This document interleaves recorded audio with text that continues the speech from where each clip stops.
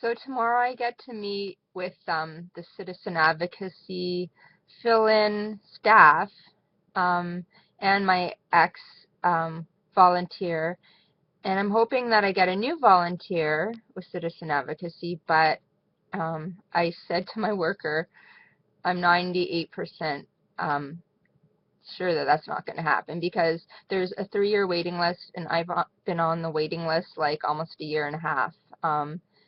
And that is for female. For male, sometimes it's longer, and I know one guy who is actually waiting like 6 years. But that was in the past. I think a lot of the problems is like maybe funding, I'm not really sure, but it'll be nice. We're going to go out for faux soup and stuff like that. And this this staff I actually knew because she used to work at my old group home, and I I mean, it would be nice to see my ex-advocate. She's been nice. I mean, we're still friends on Facebook and stuff.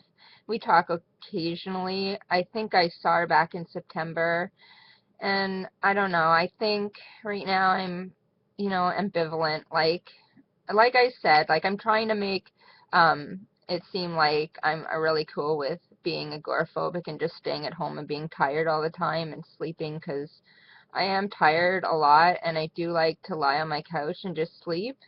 And I know that that's probably pathetic, but at the same time, like I used to go out all the time. This is what I'm kind of afraid of when I see this fill-in worker. She used to know me at the group home, and the last time she saw me was 5 years ago maybe.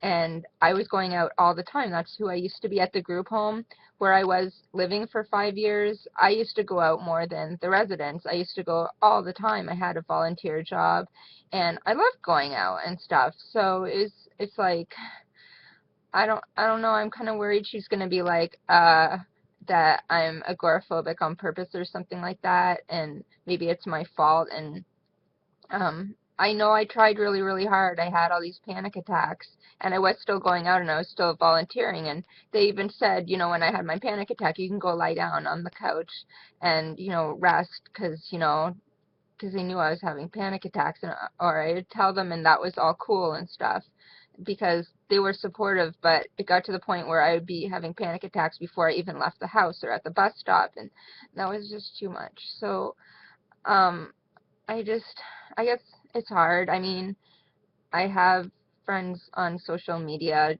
that I just like I only talk to online, which is cool with me. And my best friend, who we talk on Skype all the time, and she lives in BC and I'm in Ottawa. It's almost like we're like roommates. It's so funny sometimes. But I just I just want my that fill-in staff member to be okay. And I it's really hard when people criticize me because part of it's like, I don't know why, but I just have a thing for people criticizing me. I don't like it.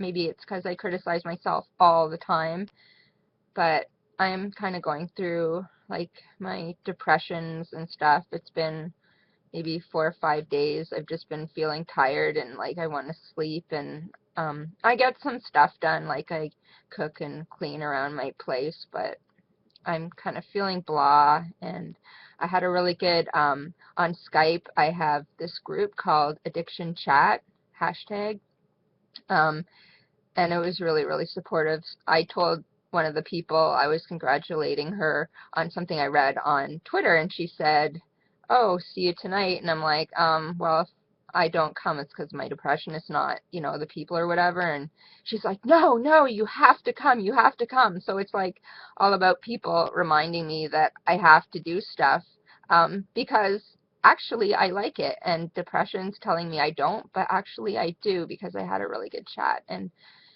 it kind of made me feel like I went to bed last night feeling numb, and like, but I could really recognize it. This is the way I feel most of the time. People apparently do drugs to become numb. Well, I did drugs to get high because I knew how to be numb. I've been numb ever since I can remember, maybe 5 or something.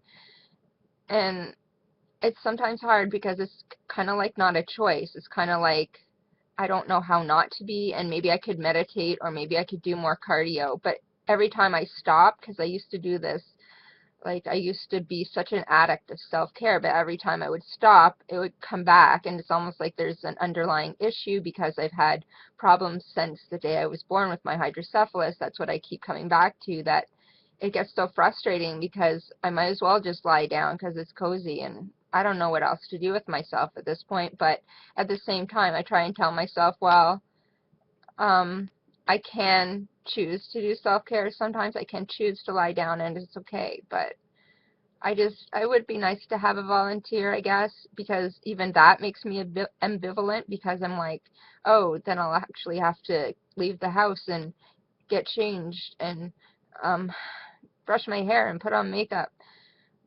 But I kind of do that for Skype a little bit, but